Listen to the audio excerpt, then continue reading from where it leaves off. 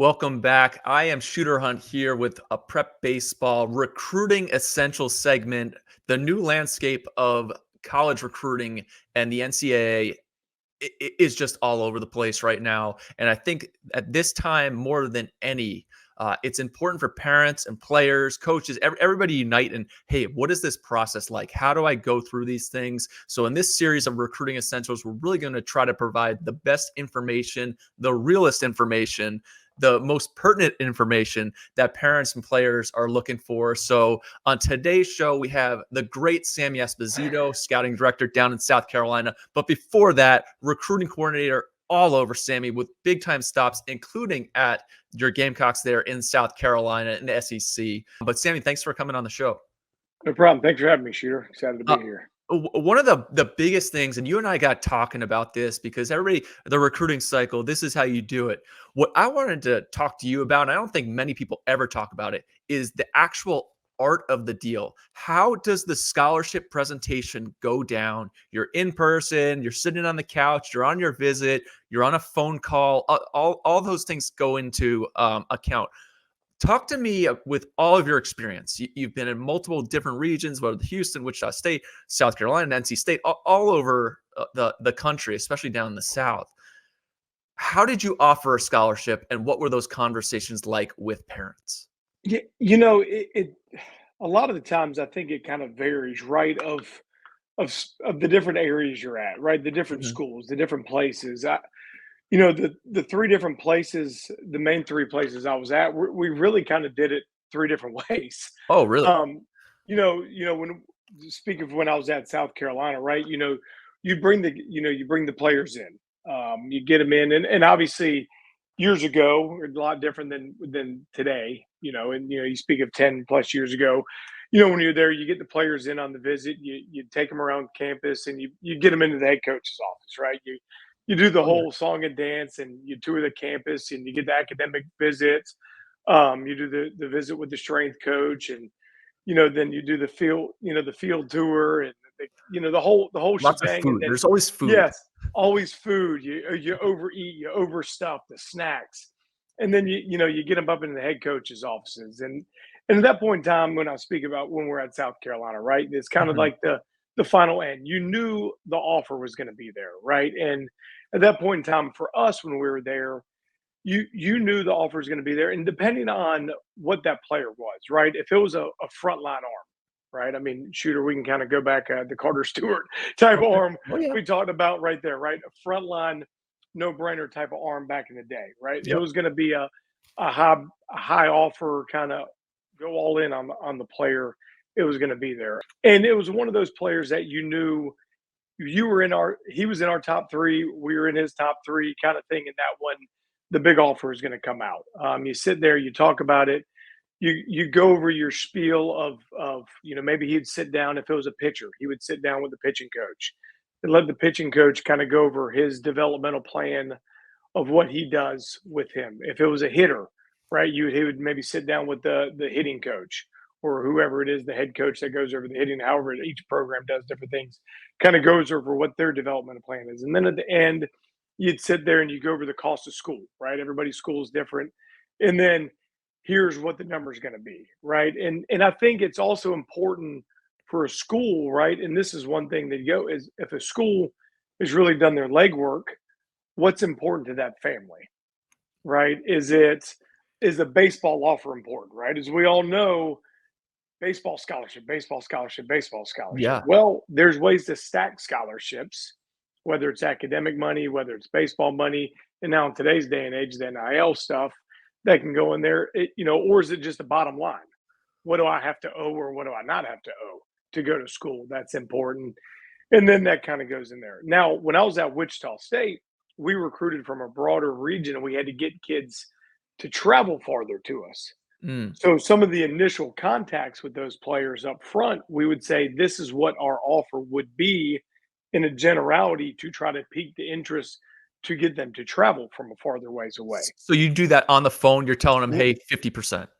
Yes, we would say, hey, Shooter, we really loved you on the mound. The offer is going to be around this 50, 60%. We'll go into more details when you get here. We'll show you in person. How does that sound? We'd love to get you in on purpose, and we'll break it down when let me press you on that. So are you talking to the kid in this situation, or do you pass the phone over to mom and dad? A little bit of both.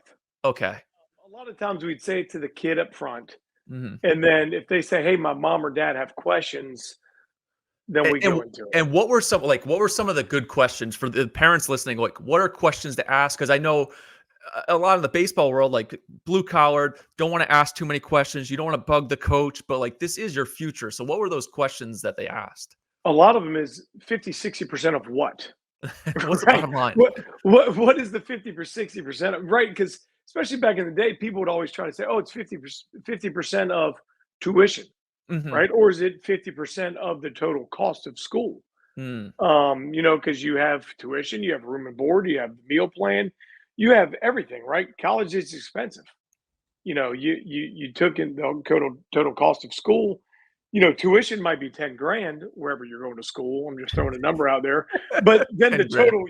the total cost is 20 grand to go to school. So what is that 50%? And those were always, I think, a lot of questions that would come out. Well, what is that number?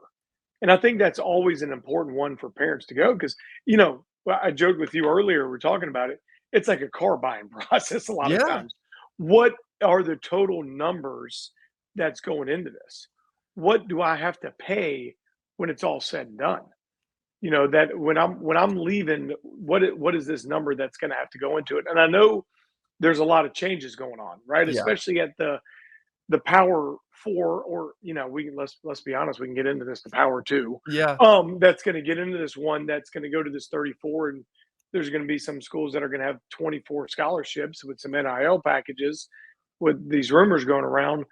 That's going to be a different story. But the questions are, what do I owe? What's going to have to be paid? What are some, can you stack aid? And not Mhm. everybody is going to be in that realm to where they're going to get. There's still going to be some of these other schools that are going to be still the 11.7 or less scholarships. So can we stack the scholarships? Can we stack these things to make the cost different? It's important to ask those questions, and it's great that parents are doing that, and getting that bottom line number is something that I think most families want to know. Like, how do I ask for that bottom line number? We will talk about this in some future episodes about, yes, the 34 scholarships becomes essentially a head count sport. All schools are not going to have this. So they're even talking at the top. You said at the SEC, like fully funded 34 baseball scholarships. That's not how it's going to be. Do not expect to walk in to a scholarship meeting and you have a full scholarship sitting there. Although some will, it'll be excellent for those people, but schools are still going to have to fit things together, whether it's stacking academic aid, need base, baseball aid, NIL packages, whatever the collective is going to be thrown in there. The money's going to be going to football and basketball. So don't anticipate the fact that baseball players are going to be, you're signing $1 million bonuses to go play in the Big Ten or SEC, Big 12, ACC, whatever it may be. Um, Let me ask you this, Sammy, because we talked about Carter Stewart. We met way back. We can remember that team before he was a first round pick. What about like the lesser, not, I don't want to say lesser player, but like the team piece, right? That second baseman, that 8-hole guy, that 4-year guy who in the past you're looking at 25%, 30%.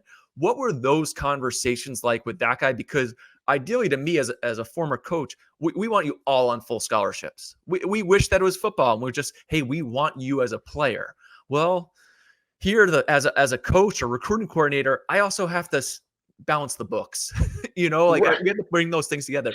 But from the family's perspective, a kid getting 30%, how did you kind of talk like and not make it seem like a slap in the face? Right. And I think where it goes into it is you have to explain you're trying to build a team. Hmm. You're trying to build the best team you can build to have their son, come to a group to help win a championship, right? And we'd love to give everybody's son a full ride, as you said, but we have to be able to, we want to have a frontline arm that we maybe have to go out and give more money to. Well, we only allotted X amount of scholarships, Hmm.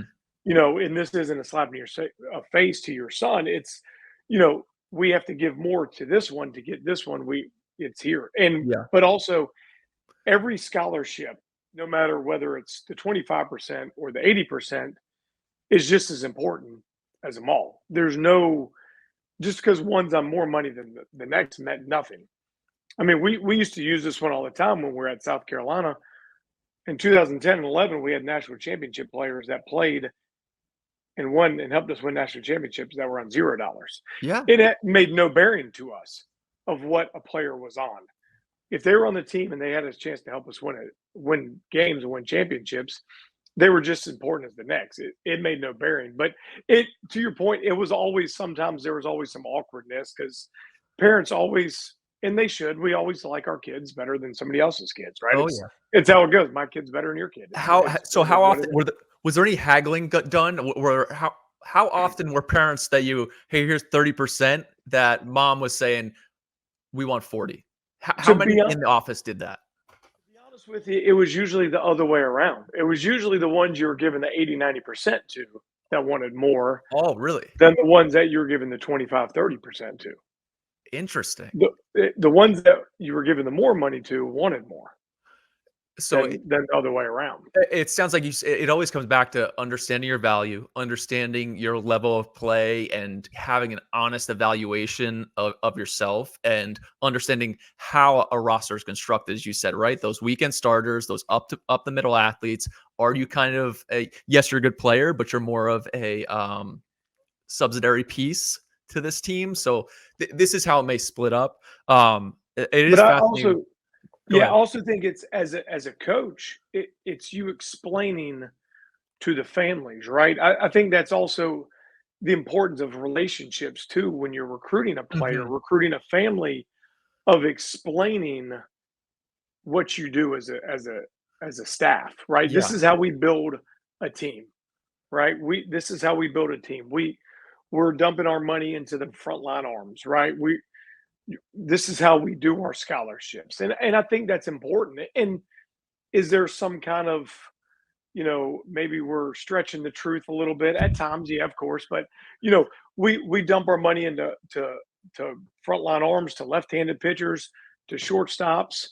That maybe that's where, but that's you explaining and being upfront and being truthful. Is everybody that way? No, of course not. But I think the great ones are, and I think the great programs do that and really explain, and that's why you have people that can hold on to players as too when they're not getting as much scholarship as otherwise because kids as kids start to talk Yeah. Oh, yeah. and kids start to truly understand what other people are on as well. It's interesting that in the past, like scholar, like were never talked about. What percent are you on? Like nobody. You did not announce that you got an offer. You did not announce any of this. That has come. I think the NIL packages are a little bit quieter right now. I'm assuming that this will sift into the same ethosphere of like guys will start understanding their value. What is my open market value?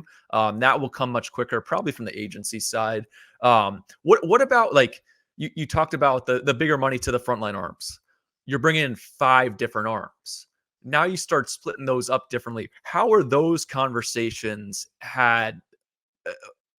Were there ever any bad ones? Like to talk about like, hey, I didn't like this when this parent asked this question, it rubbed me the wrong way. Versus this parent asked that question, and that was helpful. Yeah, you get a lot majority of parents, right, that go through the process. Hmm. Most of them don't understand the process, right? Yeah. Whether they're going through it through multiple schools or not, they're new. It's all new to them. Yeah. So I think a lot of the times you take a lot of their stuff with a grain of salt, just because you're right. A college coach is doing it day in and day out, day in and day out. That's what they're doing. A lot of the parents, I think a lot of the times the parents that rub the coaches the wrong way are the ones that it's just so over the top about the kid, right? About the like we get it. Yeah. We get the kid, the We kid, the kid. evaluate for But a living. yeah, yeah, like we understand your kid's good, but we're watching your son. We've watched your son a lot. We've watched other people's sons. We watched that, but you kind of take what they're saying and move on. But you get not as much bad questions. It's just more so bad comments about throwing other people under the bus or Mm, throwing their coaches under the bus because you're trying to bring that kid in and that family in to build the team. And when they're doing that to maybe their coaches, their high school coaches, their travel coaches, you're going, what are they going to do to us? Is this going to tear us apart? We're about to dump in a lot of money into your son and your family. Is this going to be a program killer? It it's fascinating that I'm sure the transactional side, if everybody's ultra transactional, I can think of some situations where I was in where it's like you start talking numbers, start talking money, and it's just like we just want your kid to come and pitch and Right. just like kind of be okay. Even more so as we move forward with I just think the whole process of potentially going down to 34 players, it's really limited, and I do want to make sure it's out there because I think because of the news and how things are coming out, and everything trickles down from football. That is the most important thing to understand if you're looking at any recruiting cycle. It usually doesn't transfer over very well to our sport. So you have a lot of coaches who are like, "Oh, I have to deal with." Every family thinks they're going to be offered a full scholarship. That's just it's not how it's going to be. Every school every school is not going to be fully funded. They won't have full scholarships. So that's something to consider. And I know the coaches will continue to have to deal with that as well. 100%. I actually had a conversation with a SEC assistant coach earlier today, and he was kind of breaking down a little bit of the NIL money in his own league Hmm. and the discrepancies at the top and the bottom of the league. Yeah. And you talk about football differences, talking about the differences in the baseball money, but he was talking about the differences of the league. Mm, So you were talking about how school might be getting this. Well, that's not equal in the same league. okay. And I think that becomes a big difference with it. So you get a phone call or you go on a visit to one school in your league and then another school in that same league comes to get you, it's not even going to be the same. And you're talking about the difference between football and baseball. We're talking about the same sport in the league. Unbelievable. Unbelievable. Well, Sammy, this has been awesome, very informative. The art of the deal, going in with questions, having good questions as a parent to sit down with. And as you said, having that bottom line, what is this covering? What is my final cost? What am I getting? What will it finally be in the end? Because nothing's worse than surprise fees, right, Sammy? As we know with flights, hotels, whatever it may be, no surprise fees. So this has been a great recruiting essentials episode here at Prep Baseball with Sammy Esposito, former recruiting coordinator all over the country, including the SEC. Till next time, we'll see you guys at the ballpark.